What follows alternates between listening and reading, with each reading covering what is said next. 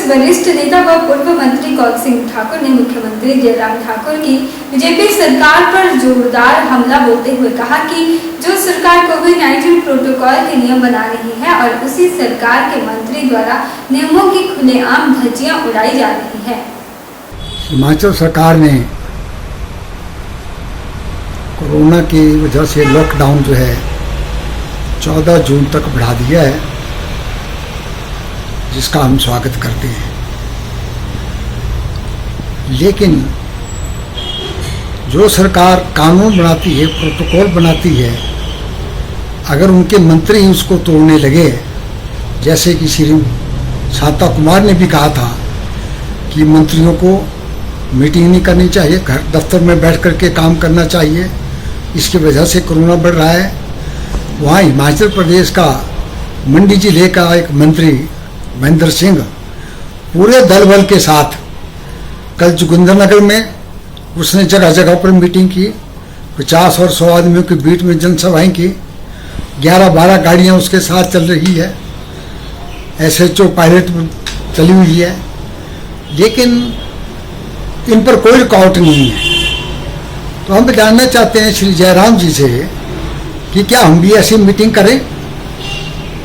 Congress party corona काल में हम पूरा सहयोग कांग्रेस पार्टी को कांग्रेस सहयोग सरकार का कर रहे हैं, प्रोटोकॉल को मान रहे हैं, इनके नियम को मान रहे हैं, कोई मीटिंग नहीं कर रहे हैं। जनता के बीच में जाते हैं तो सिर्फ सैनिटाइजर भी दूर दूर सोशल डिस्टेंसिंग का ख्याल रख करके करते हैं। लेकिन अगर इनके मंत्री ही प्रोटोकॉल की धज्जियां उड़ाएं, कोविड की धज्जियां उड़ाएं, नियमों की धज्जियां उड़ाएं, तो क्या हो सकता है। मैंने जिलाधीश मंडी जो हमारे डिस्ट्रिक्ट मजिस्ट्रेट भी है, उनके ध्यान में भी कल रात को ये बात लाई थी कि मैंने कहा क्या आपने उनको इजाज़त दे रखी है, क्या धारा 144 खत्म हो गई है, क्या लॉकडाउन खत्म हो गया है, क्या जनसभा अलाउड है, तो क्या हम भी यहाँ शेरी मंच पे जनसभा कर लें। तो कहा कि नहीं, ऐसी कोई बात नहीं है, कि मेरे ध्यान में नहीं ये बात है। SP साहब को ध्यान में भी मैंने बात लाई है। तो मैं चाहूँगा कि ये जयराम सरकार जो है खुद कोरोना फैलाने के लिए जो है जिम्मेवार है।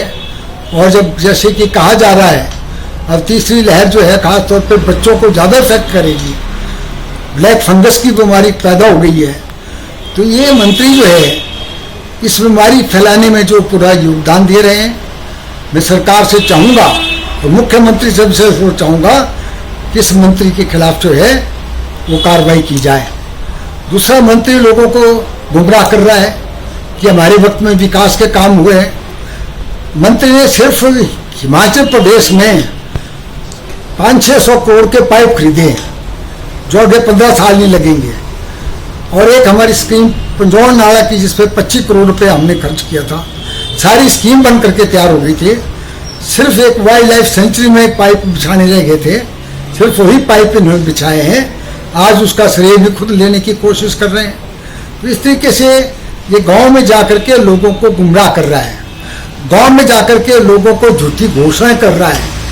और पता लगा है कि शायद वो जो है भारतीय जनता पार्टी का लोकसभा का उम्मीदवार बन चुका है अपनी तरफ से, इसलिए वो प्रोटोकॉल जो कोरोना काल में लॉकडाउन के पीरियड में धारा 144 के उल्लंघन करके जो है एक इसकी धज्जियां उड़ा रहा है। तो हम कांग्रेस पार्टी इसकी आलोचना करती है। जिस तरीके से लोगों को गुमराह कर रहा है, झूठ बोल करके लोगों को झूठी घोषणा कर रहा है, जो मैं कहता हूँ सरकार को इसका संज्ञान लेना चाहिए।